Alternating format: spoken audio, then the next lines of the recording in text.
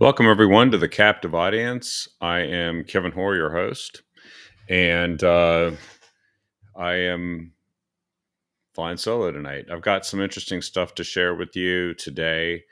This is one of those weird moments which don't happen all the time, where, in fact, the national news and the local news are almost the same, with some exceptions. So we're going to talk a bit about both. But I think I am going to focus on really what one of the reasons why we do this program and have been doing it going back to 2020, May of 2020, is that you just can't really get a straight answer as to what's going on. You don't even get a version of reality that makes sense from the media. And you'd think, well, that's the national media. No, no, no. It is way worse here locally in Oregon. It's virtually a monolith. And sometimes it's the national media versus the local media. And that's what we're having right now. Right now, we've got like a view of the world that reminds me a little bit of the opening from Portlandia. If you remember the TV show Portlandia, it was a couple of Saturday Night Live comedians, former Saturday Night Live comedians, who one of whom was actually from Portland, uh, kind of caricaturizing uh, Portland and the things that, frankly, were only funny because there was some truth to them. But it was also the case that Portland was not really a dangerous place. It was just weird. And so it was easy to make fun of. And when they made fun of it, they actually illustrated how it was its own little planet Portlandia, that like an oasis where they used to joke at the beginning that the Bush administration never happened, because apparently that was the previous great trauma to the left in Portland prior to the Trump administration. And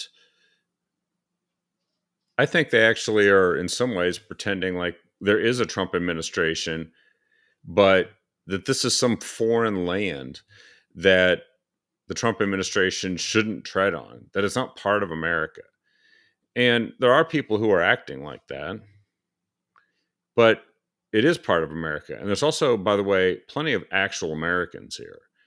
And there's also federal law, which, through the supremacy clause of the Constitution, definitely supersedes state and local laws in certain jurisdictions, certain issue jurisdictions, one of which is uh, the border and immigrations and customs enforcement.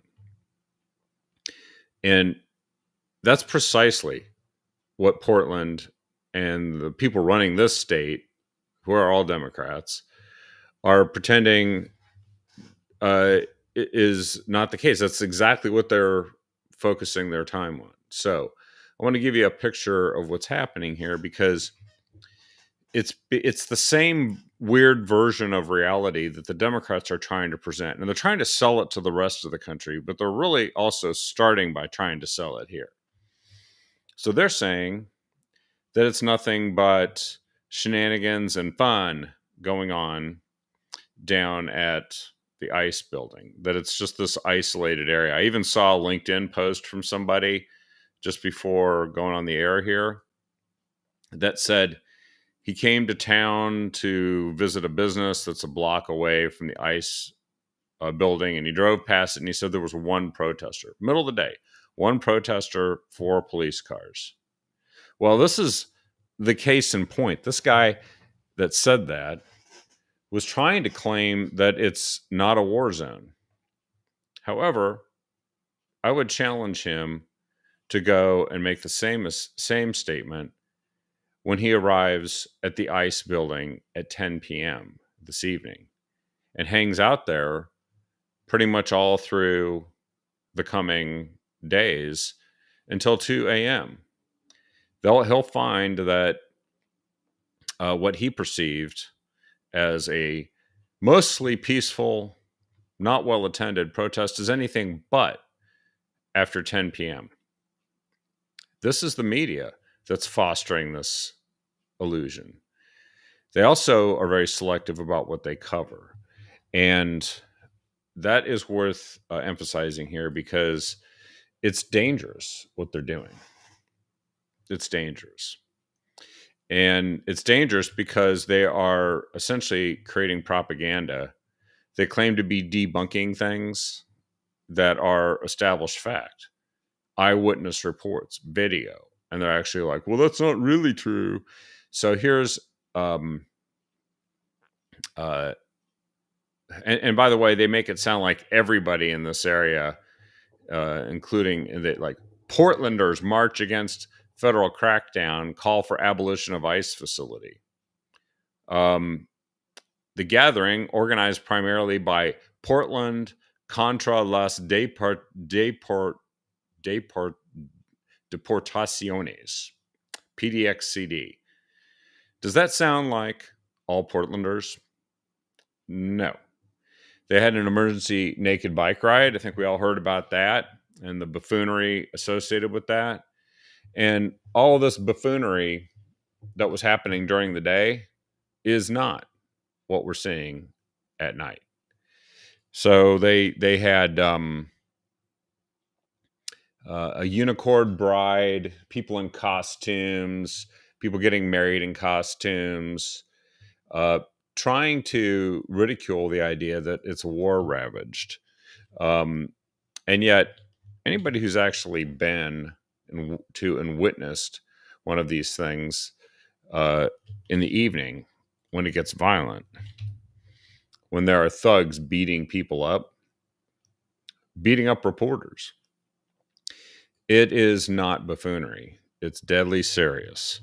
And I'm going to talk a little bit about, so this is what the media is doing, is they're trying to create a Portlandia illusion around a hardcore domestic terrorism organization.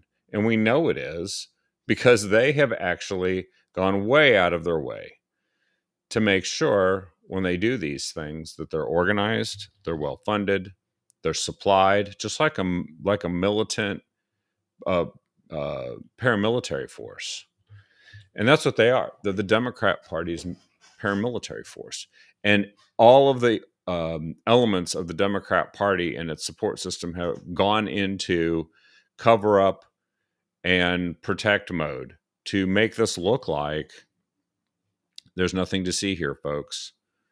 That's what they're trying to do. So, as they try to create this illusion, reality sets in. And I just posted a David Medina video from last week. And sure enough, within a couple of days, the New York Post covered this as well. And then, of course, a few hours later, somebody was trying to debunk this. But in fact, a laser party where they would point lasers at military helicopters flying over, the Cobra helicopters flying over the area to observe what's going on in order to help the people on the ground protect themselves from the attacking rioters. Lasers, which are the kind that blind and dazzle so that you can't see what you're doing when you're flying a helicopter. Deadly serious, deadly dangerous. And the media not only didn't cover it, but pretended like it wasn't real. As you can see, David Medina found the actual announcement on an Antifa website. Did that get covered? No. That didn't get covered by the lamestream media. And then to take it to the next level, this one, I think, actually speaks volumes, which is that there's a big difference between what the lamestream media is showing, which is costume protesters in Portland defying the city description as a war zone, And then what you could actually witness firsthand, which is, as this article points out, 3 gas bombs in 1 hour. People needing medical aid. Well, they weren't needing medical aid because they were becoming exhausted wearing costumes. And then kill people with kill cops t-shirts on, murder ICE, kill cops, and then of course 9 cops making arrests. And there were costumed characters there, but here was the stuff that the media was ignoring that was going on at the same time, which was mayhem and rioting. People trespassed on ICE property, mentioned the gas pepper bombs that had to be used. One of the gas bombs was kicked back into the line of ICE agents. Flashbangs were used. There was a fight within 1 hour of the people that were there witnessing this, followed later by an arrest. Several people needed medical attention. Kill cops, kill ICE. The street was constantly blocked, and several cars were caught in between. Actually, it's against the law, and the Portland police are supposed to arrest and remove people that block traffic. And I've seen sometimes where they've given people warnings, but the street was constantly blocked. And this is in the evening. So the gentleman I talked about on LinkedIn, why don't you go there? Maybe you'll get caught in traffic. And then you can really get a nice up close look at people screaming Marxist slogans at you and threatening to kill federal agents. Maybe nothing will happen to you in that. You never know. And then people were actually throwing projectiles at counter protesters. And the counter protesters are peaceful. They're there with flags, with posters, actual, real peaceful protesters. Are they being assaulted by the mostly peaceful, very violent Antifa protesters? And then there was an assault that was also reported that evening. Did that make it into the news, lamestream news? No. And the counter protesters are saying, "Thank you for your dedication and hard work. We appreciate you." That was one of the posters. Another poster said, "We are so proud of you," to the ICE agents. And that should be the essence of what free speech is that people get to say, one group gets to say what they want, the other group gets to say what they want. Not one group goes to say what they want and gets assaulted by the other group who gets to say anything they want and do anything they want. Anyway, and of course, there are frequent encounters with these Antifa folks that are saying that Charlie Kirk deserved his death because he was KKK and less than a human being. So this is the nature of what is not being reported. You're getting it on Fox, you're getting it on Newsmax, because it's easy to talk to the reporters that are actually there, the ones who were at the White House event last week, wherein the reporters and like Andy Ngo and Katie Davis Court went into quite some detail as to what they've experienced, and they got an opportunity to share this. And this is, I'm going to post a link to that because if you haven't watched it yet, it was last Thursday. Oh, here, let me post that. That's the ICE protest difference, media versus reality. This is the White House roundtable on Antifa.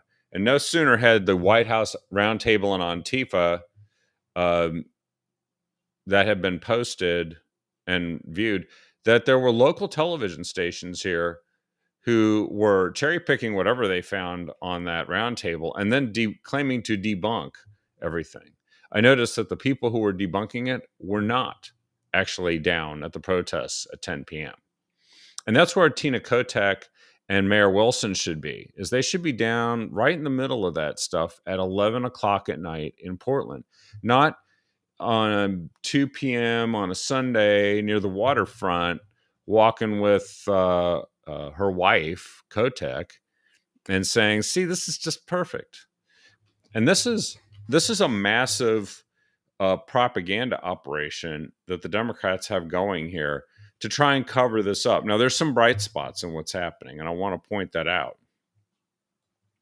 Nathan Vasquez, who is the district attorney that was elected last year to replace the Schmidt Show, Mike Schmidt. And he started in this job at the beginning of 2025.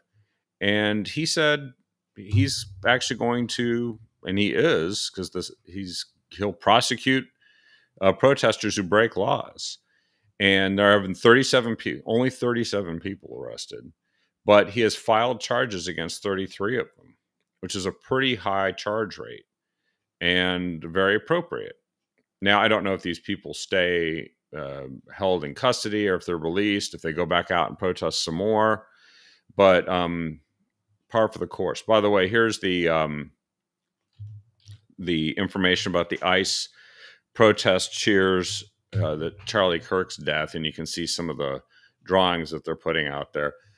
Democrats used to call stuff like this hate speech, but I guess it's okay if you hate the right people, according to them. Also, there's a gentleman by the name of Benny Johnson.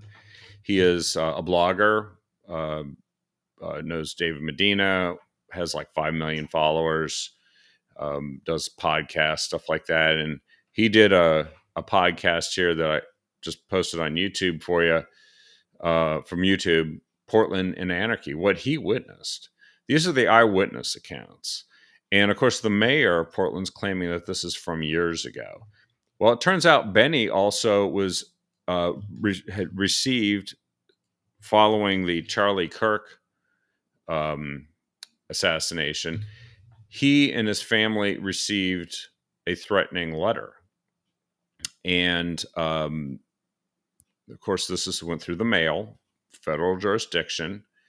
They tracked down the person who sent it, and they've arrested that person, because you can't send threats through the mail. That is breaks a federal law, and Pam Bondi brought this forward. This is Benny Johnson, the same one who came and actually showed people what's really going on. And that's the thing that's really bothering the left right now, and the leaders and organists. They just don't like the fact that all this attention is actually starting to get paid to what's really happening there.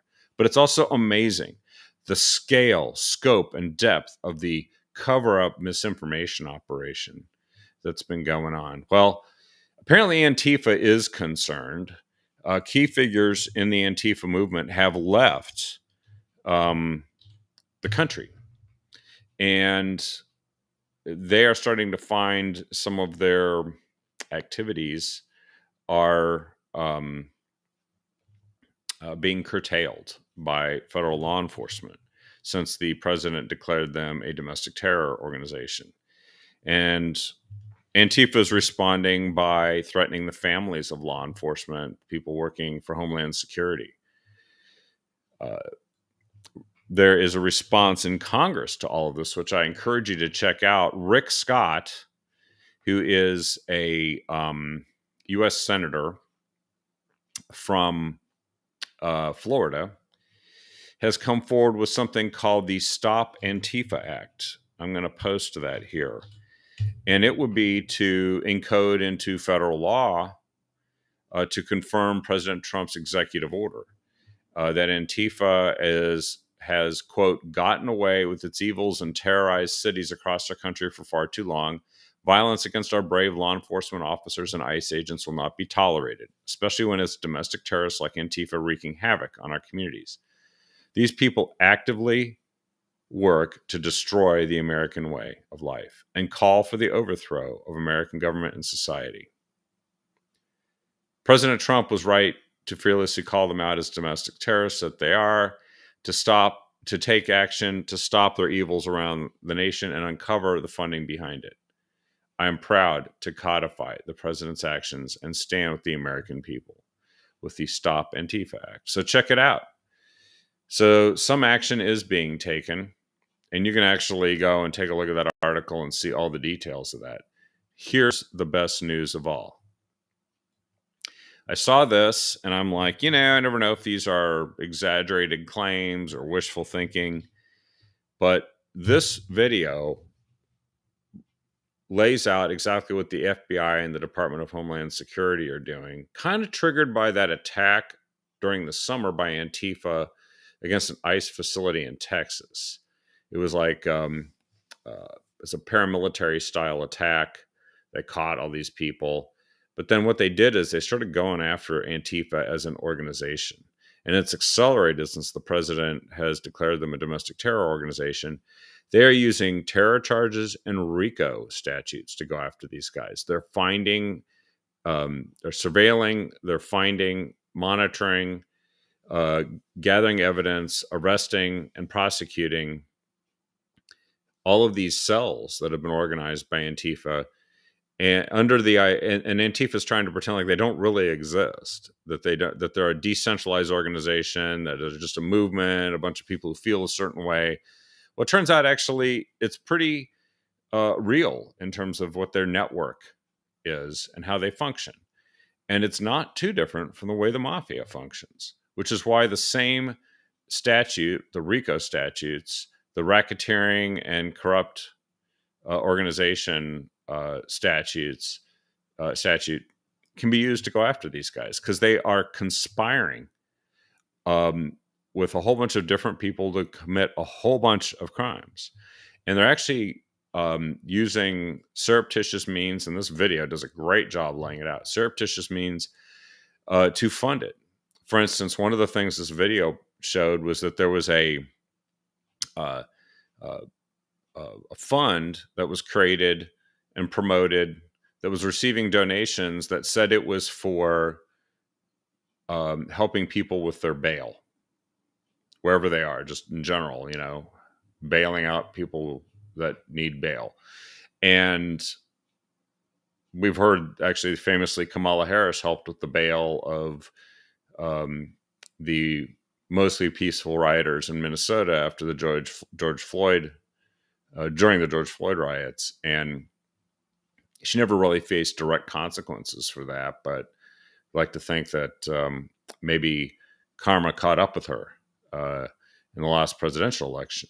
But what's interesting here is they said that fund, actually, they figured out wasn't being used for bail at all or anything legal. It was the exact amount that was being used to buy supplies that they then traced to an Antifa organization operating in a city in the United States, their logistics.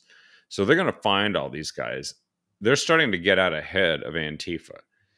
And Antifa's then, of course, trying to switch their tactics and all this stuff about costumes and blah, blah, blah. But I don't think it's going to work. And at the same time, Kristi Noem is the Homeland Security Secretary, said, we're going to double down on what's going down in Portland. We're going to roll these guys up. And, the National Guard may well still end up there.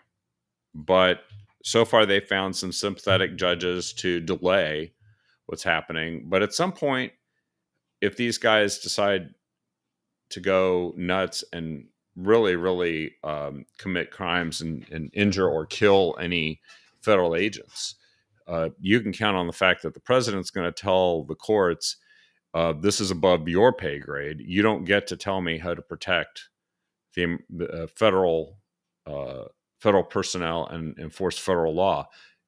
I'm pretty sure that's going to happen, because you can't just sit there and say, well, the courts told me I can't protect these guys, so I'll just have to let them die. That's not going to happen.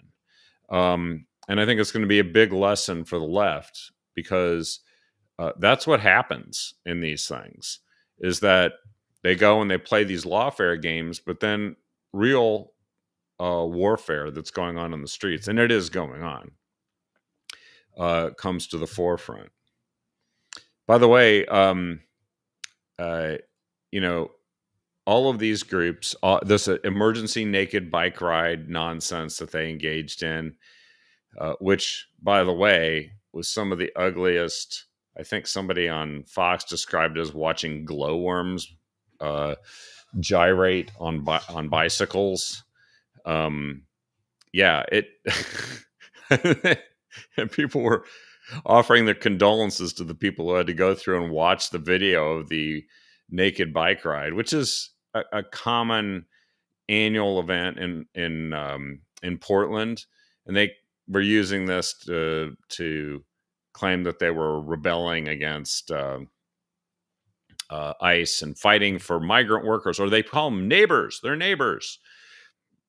They claim they're defending migrant workers. They claim that they're defending indigenous women. They claim they're defending Palestine protesters. They're just taking all their entire list of grievance groups and claiming that they're defending all these people. I don't think that this is actually a smart way for the left to go about this, but they're trying a massive misinformation campaign, and they're hoping that the media and the Democrats will just continue to cooperate with all this.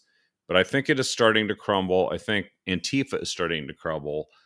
And I do expect at some point, if the heat becomes too much, that Antifa will just melt away, disappear, and try to come up with a new organizational concept. The same people that, were once Occupy Wall Street and then Occupy various cities and then whatever it was called, the Portland Resistance, when Trump got into office and was elected in 2016, and that morphed into what is now known as Antifa, and which has actually been around for a very long time. So it's all coming to a head. I think it's this is what happens when you follow through and you do what you say you're going to do, and you don't tolerate this stuff anymore. And that's what the president is doing.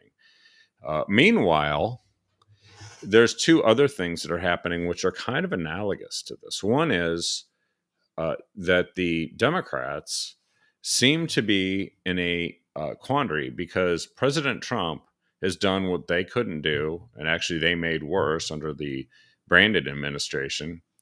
He's gotten not only a ceasefire between Israel and Hamas, but a peace deal backed by all the Arab countries and accepted by Israel, even accepted by the Palestinians on the West Bank, Turkey, the European Union. And yesterday he went and he spoke to the Knesset. I guess only 3 presidents have ever spoken to the Knesset. And it's been a long time since one of them has, and he did.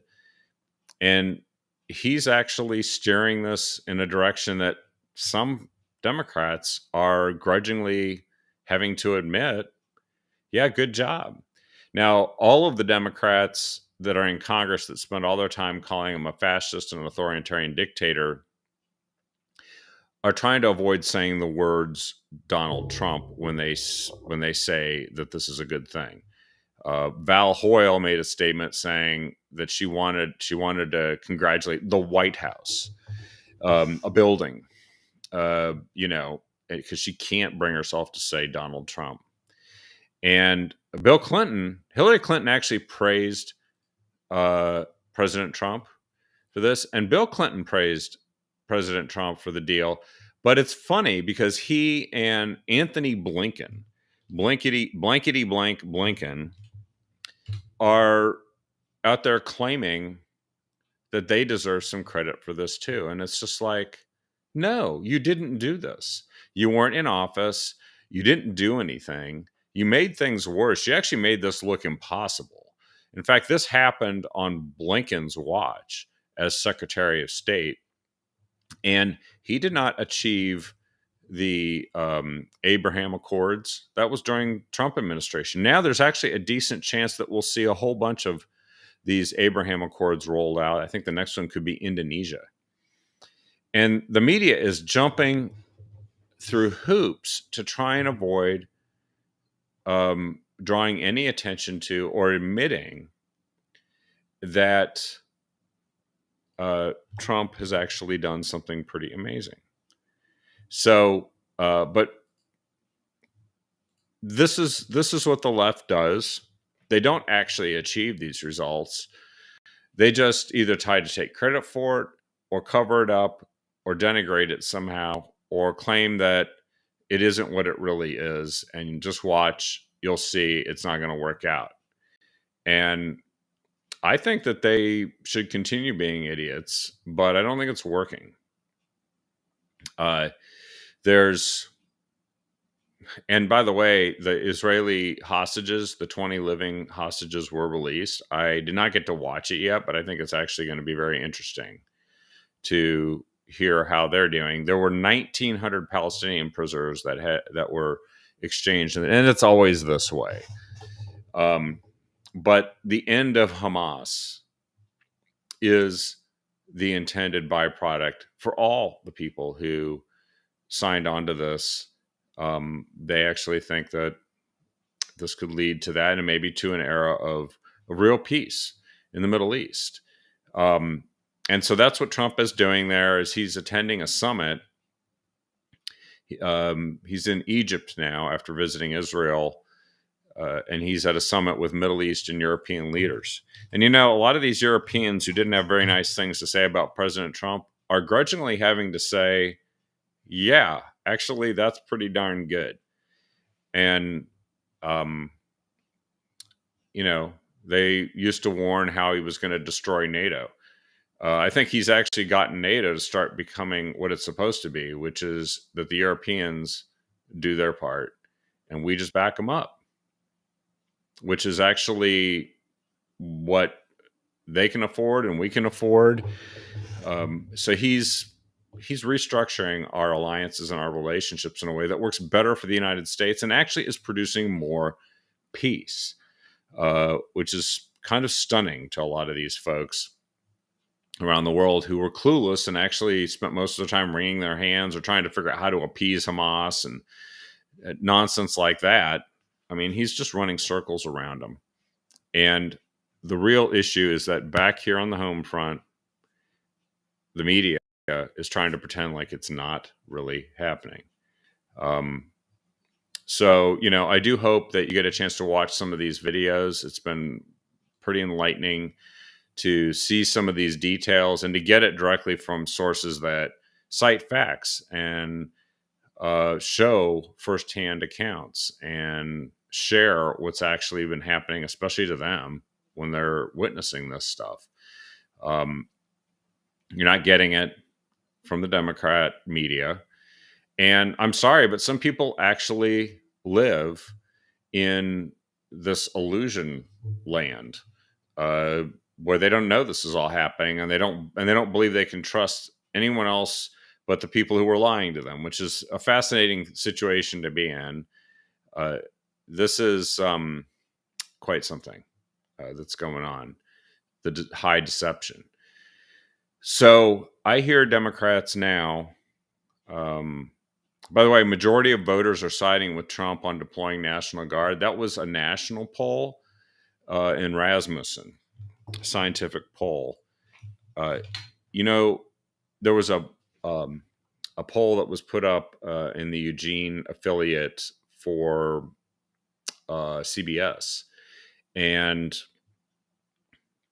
that said, do you support or oppose National Guard being sent to Portland? And what's fascinating is, I guess the propaganda had not reached people yet sufficiently, because while the same news was, stating all this crazy stuff about how it was illegal and it was a military attack and all this stuff, federal jackbooted thugs and all this kind of garbage that they were saying about the National Guard here in Oregon, something fascinating occurred. That poll actually had a majority of people in Eugene saying, yeah, well, we need some National Guard in Portland. I didn't get to see the final, but it was like after a couple of days, those polls usually are done. And now we're finding nationally 52% of likely U.S. voters support the president's decision to deploy troops, including 39% who strongly support Trump's policy. Strongly support. They said the poll conducted last week also found 43% opposed Trump's orders, and which 33% strongly opposed. Well, that is a landslide there nationally. And I think his support is growing. And you know what is really fascinating about it? This is the most fascinating thing of all, is that the Democrats are trying not to talk about it, but in all honesty, they're not looking good in the polling. There was a CNN report that showed that it's kind of doomsday for the Democrats, or at least this might be an exaggeration, but in 2017 at this time, it was clear in the polling that Democrats were starting to see an advantage. They were, by a decent margin, more popular than Republicans on the generic ballot, is what they call it, and that they, a year out, you could see the movement in the Democrats' direction. That's not what's happening. Republicans are actually more popular than Democrats right now, and in fact, Democrats are less popular than they were in 2017, while Republicans, on the other hand, are more popular by a good margin, by like 15 points. So this is not necessarily working out electorally the way the Democrats. So they're rolling the dice, and what they've been doing lately is they've been saying that Republicans, through the One Big Beautiful Bill, are going to cause all of the insurance premiums to go way up, which, by the way, insurance premiums were going way up anyway. And they're saying that we have to have these Obamacare subsidies, which were meant only for the pandemic, and we're supposed to go away. And they're saying, well, we've got to have them because premiums are going up. And I watched a video with Ron Wyden, with Jeff Merkley, Lori Trigger, who's the chair of the Lane County Commission, or she's not the chair, but she's a prominent liberal member of the Lane County Commission.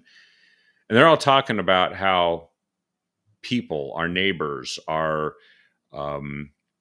families, children, are all heavily dependent on the Oregon Health Plan, that there's this massive increase that's going to hit in the premiums, that it is due solely to the lack of a subsidy from the federal government, and that they're all blaming President Trump for this. Well, first of all, President Trump isn't causing premiums to go up. He just got into office. He's not causing premiums to go up. The other thing is, what is causing premiums to go up is the massive amount of funding that's actually still going to providing health care for illegal immigrants. It's happening through the emergency rooms. It's when you flood a country with 11 million people in less than 4 years, and you add that to the people who are already here, and then you're a state like Oregon that says we're going to pay for all of this, but then they don't really want to pay for it because they found a way to go ahead and shift it to the federal government anyway. Because when somebody shows up at an emergency room in Oregon and doesn't pay their bill and doesn't have insurance, they still send the bill to Medicaid. And on top of that, subsidies that weren't supposed to exist for insurance that was affordable in 2019, this is what has changed. And now they're actually trying to claim that people aren't going to be insured, that we aren't going to be able to cover all the children and families. They aren't mentioning the immigration status of those folks. They also said, and this is a quote from one of the people that spoke at that press conference, the Wyden-Merkley press conference, said, stringent work requirements are going to devastate Medicaid in this state. How are stringent work requirements going to devastate?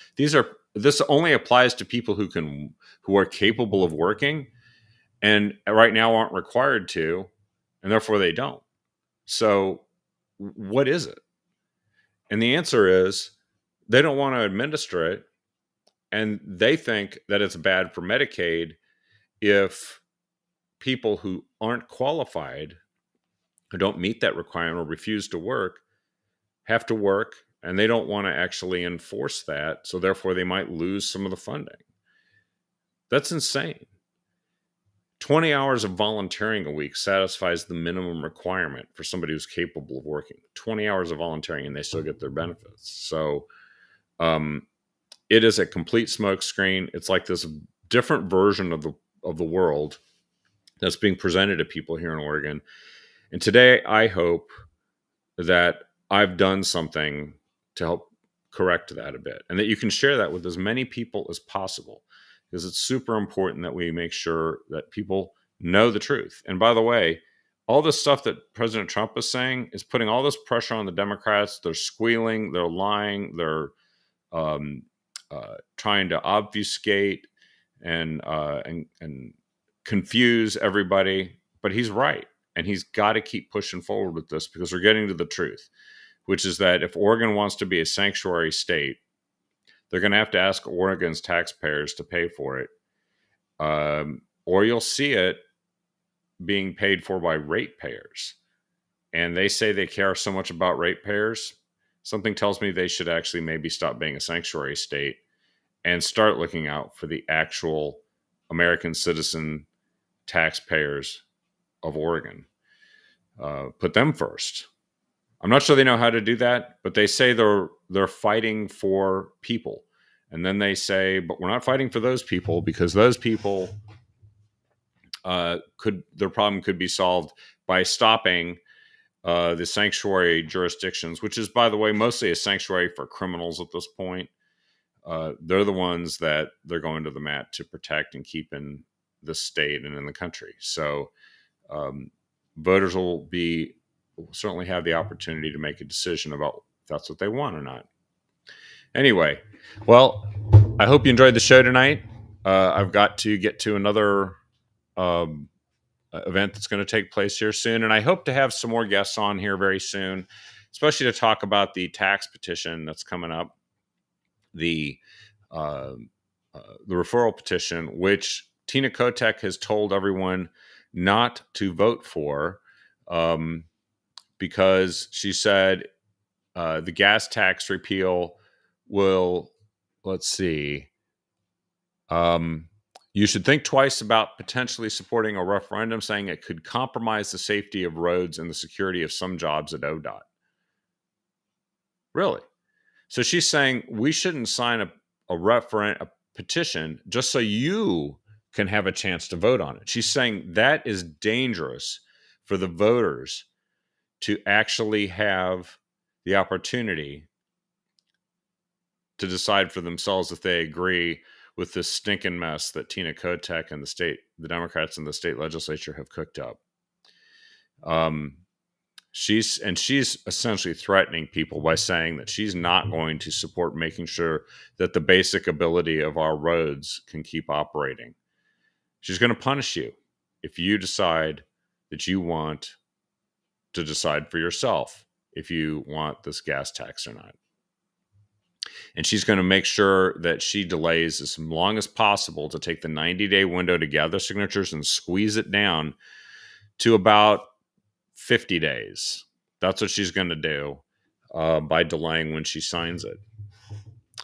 I think a great way to teach her and the Democrats a lesson is to not let her succeed and take those 50 days, if that's all she gives us, and show an unbelievable, unprecedented outpouring of grassroots pushback against this, which should lead to having this on the November ballot next year. Wouldn't that be a total blast? I think it would. It would be great because then the Democrats who voted for this tax package can be on the ballot next to the gas tax that people hate as they reject it, and Tina Kotek, running for re-election, tries to defend it. Love it. Thank you, Susan. Or Suzanne, thank you so much. And please share the show with everyone you can. I'll see you guys on the next episode of the Capital Audience. Should be one tomorrow night. But I'll let you know, and I hope to have a guest very soon. Have a good night, all.